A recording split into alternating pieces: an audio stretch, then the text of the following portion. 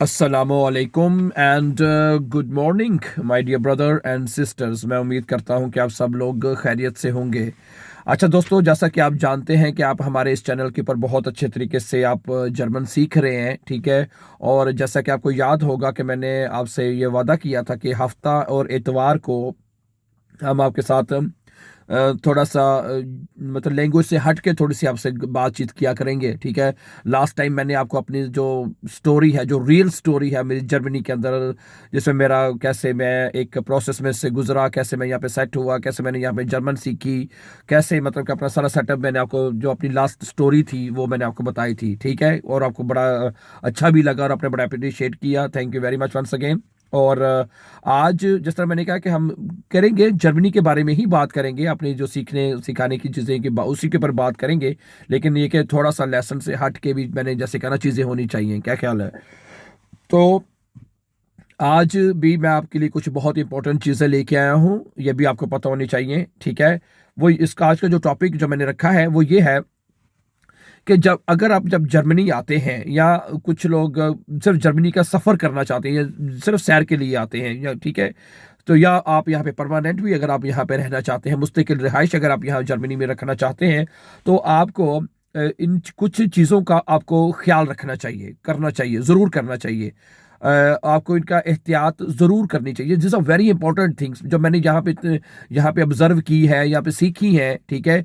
तो ये बहुत ज़रूरी है माय डियर ब्रदर सिस्टर्स, ठीक है। अगर आप इन चीज़ों का ख्याल नहीं रखेंगे तो आपको फिर परेशानी का सामना करना पड़ सकता है, शर्मिंदगी का सामना बाज़ दफ़ा हमें करना पड़ता है, क्योंकि ये चीज़ें हमें हमें क्या लेके हमें अपने मुल्क में या हमें अपने कल्चर में इस तरह नहीं सिखाई जाती जो कि हमें सिखाई जानी चाहिए, ठीक है। बाज़ जगह पे सिखाई भी जाती होंगी, तो लेकिन मैंने जैसे कहा कि नहीं हमें पता होता। कुछ चीज़ें ऐसी होती हैं जो हमें बिल्कुल, हम फर्स्ट टाइम आके यहाँ पे सीखते हैं, लेकिन जो हमारे मुआशरे में या हमारे कल्चर में एक मामूल का हिस्सा होता है, लेकिन वो यहाँ पे चीज़ें नामुनासिब समझी जाती हैं, ठीक है। नंबर वन, कुछ चीज़ें मैं आपके सामने रखता हूँ, ठीक है। इनमें से कुछ आपको ऑलरेडी पता भी होगा, आप अंदाज़ा भी आपको होगा, लेकिन फिर भी जो नए आने वाले हैं उनके लिए मैं ज़रा इनको चीज़ों को सामने रखना चाहता हूँ, ठीक है।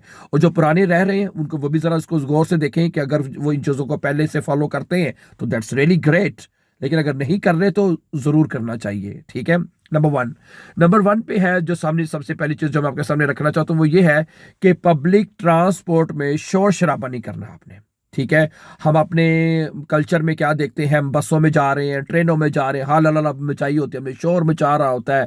खैर साथ वाला बंदा बीमार भी हो सकता है, कोई अखबार पढ़ रहा है, कोई किताब पढ़ रहा है, या कुछ भी कर रहा है उसको हम मतलब कि बंदा वो डिस्टर्ब हो रहा होता है। तो सबसे पहली बात, आपने आप यहाँ जर्मनी में रहते हैं तो आपने देखा होगा कि यहाँ पे जो पब्लिक ट्रांसपोर्ट है उसमें आप शोर शराबा नहीं कर सकते, ठीक है। अपने साथ वाले बंदे के साथ बैठ के हल्की बातचीत कर सकते हैं, इतनी आवाज में के साथ अगला बंदा डिस्टर्ब नहीं होना चाहिए, है इतनी तो हम कर सकता है बंदा, ठीक है। लेकिन हाँ ला ला ला शोर मचाना वो नहीं होना चाहिए, वो फिर एक नामुनासिब है, लोग आपको घूर घूर के देखेंगे, ठीक है, कि भी ये बंदा क्या कर रहा है, ट्रांसपोर्ट है, पब्लिक ट्रांसपोर्ट, और यहाँ पे शोर शराबा मचाया जा रहा है, तो दस विकेट। तो ये चीज़ों से आपने बचना है, ठीक है। इगाल आप ट्रेनों में सफ़र कर रहे हैं, आप बसों में जा रहे हैं, आप किसी पब्लिक जगह पे खड़े हुए हैं, तो वहाँ पे आपने शोर मचा रहे हैं, तो दैट्स रियली गेटनेस्ट, ट्रांसपोर्ट पे खास तौर पे। अच्छा, दूसरी चीज जो आपने ख्याल रखनी, सब आल्सो वेरी इंपॉर्टेंट, टाइम की पाबंदी आपने करनी है, ठीक है। अगर आप किसी जगह पे काम करते हैं, आप स्कूल जाते हैं, लैंग्वेज स्कूल जाते हैं, किसी जगह पे भी जाते हैं, यकीन करें आपको टाइम की पाबंदी करनी चाहिए। आपको टाइम मिली, बल्कि अगर आपका टाइम 9 बजे है, आपने किसी जगह पहुंचना है, अगर आपकी टर्मीन है, आपकी अपॉइंटमेंट है, खास तौर पे अपॉइंटमेंट की जगह पे, ठीक है, आपको टाइमली पहुंचना चाहिए। वरना आपको शर्मिंदगी सामने, वो आपको बातें सुनाएंगे कि आपका तो टाइम तो 9 बजे था, ठीक है, आप 9 बज के 5 मिनट पे आ रहे हैं, 5 मिनट आप लेट हैं। तो कोशिश ये करें कि आप जहाँ पे आपने टाइम नहीं पहुँचना होता है, जैसे मैंने कहा, ख़ास तौर पे आपकी जो अपॉइंटमेंट्स हैं, आपकी जो टर्मीनें होती हैं, वहाँ पे आपने टाइमली ज़रूर पहुँचना है, ज़रूर पहुँचना है, वरना प्रॉब्लम हो सकती है आपको, ठीक है। ओके, तो खुद स्कूल जाते हैं, काम की जगह पे खास तौर पे एक आधी दफ़ा आपको वार्निंग दे देंगे, भाई अगली दफ़ा आपने टाइमली आना है, वरना आपको काम से निकाल देंगे। ऐसे कई लोगों के वाक़यात मैंने सुने हैं, ठीक है। वो काम से एक दो दफ़ा लेट हुए, ठीक है, वो कहते हैं जी ट्रेन लेट होगी, बस लेट होगी, ये हो गया वो हो गया, तो वो कहते हैं आप घर से जल्दी निकले, हैं वो घर से जल्दी निकले ताकि आप टाइमली यहाँ पे पहुंचे, कोई बहाना नहीं है। एक दो दफ़ा वो तो उनको ठीक है एक्सक्यूज कर देते हैं, लेकिन ऑलवेज नहीं, इमा नहीं ऐसा होगा। ठीक है, ओके, टाइम की पाबंदी से वेरी इंपॉर्टेंट है। उसके बाद तीसरी बात जो आपने ख्याल रखना है, टिप। टिप समझते हैं ना, जैसे अगर आपने कोई खाना ऑर्डर करवाया है, अगर आप किसी को टिप देना चाहते हैं, उसमें भी बड़ी एहतियात करनी चाहिए। आप ज़्यादा टिप ना दें, मुनासिब टिप है, लिखा जो एवरेज है वो 5 to 10% आप जो टिप दे सकते हैं। ठीक है, और ये लोग जर्मन कल्चर में देखा होगा आपने भी कि लोग देते हैं, ज़रूर देते हैं मोस्टली। ठीक है, ना भी दें तो नहीं ठीक, लेकिन ज़्यादा देना भी ठीक नहीं है। लेकिन अगर जब एक बंदा आपको 22 मिनट खाना लेके आता है, आपके लिए डिलीवर आपने ऑर्डर किया है, खाने के पैसे तो आप ऑर्डर करेंगे लाजमी बात है, लेकिन ठीक है एज आ टिप के भी आप या उसके शुक्रिया के तौर पर आप उसके पैसे दे देते हैं कि भाई तुम मेरे लिए खाना लेके आए तो ये तुम्हारा इनाम है या तुम्हारी टिप है, वो आप दे सकते हैं। ठीक है, 5 से 10% तक आपको दे देनी चाहिए या देनी चाहिए। ठीक है, ज़्यादा नहीं। उसके बाद अगली जो आपने जिस चीज़ का ख्याल रखना है, ये भी बहुत इंपॉर्टेंट है, बहुत इंपॉर्टेंट। हम कुछ लोग इस चीज़ का ख्याल नहीं रखते। मसलन लोगों की पर्सनल जो स्पेस है, लोगों का पर्सनल जो एक तो आप लोगों के उनके करीब जितनी मतलब कि वो उनकी जो जगह है, बाइशविल लोगों की अपनी जो है, उनकी जगहों का एहतराम करें। जैसे उनकी ज़ाती कोई जगह है, आप वहाँ पे उनको अपनी गाड़ी ना खड़ी करें, हैं।